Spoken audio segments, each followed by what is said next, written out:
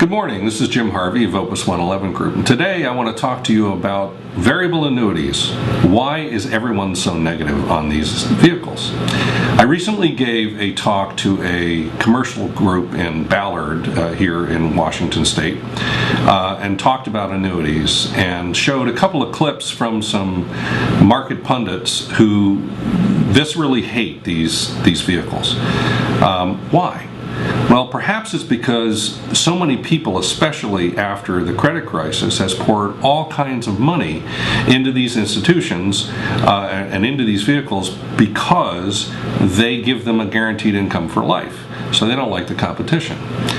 But one of the things that I find really kind of reprehensible is they say, oh, well, the cost of insurance has a dramatic effect on the investment returns. Well, that may be true, and it is true, because the insurance is an additional cost. The question is whether that additional cost is justified.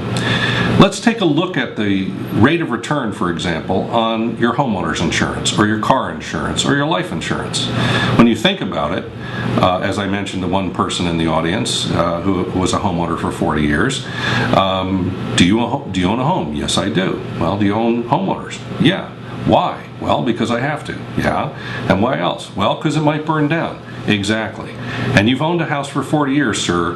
Have you in fact had your house burned down? No, I haven't. So what's the rate of return on your insurance? And he kind of thought for a second and said, 0. And I said, exactly.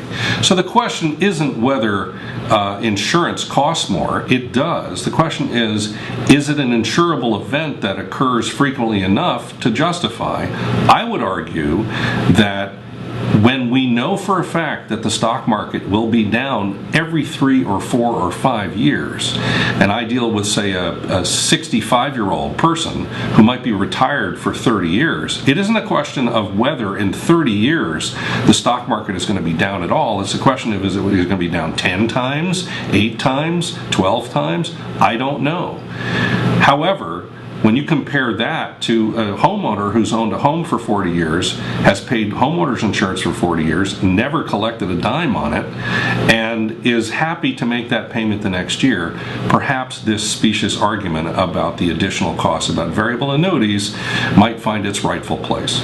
Anyway, if this kind of information and perspective is interesting and useful to you, please contact us on our website, through email, or give us a call on the phone. Have a great day.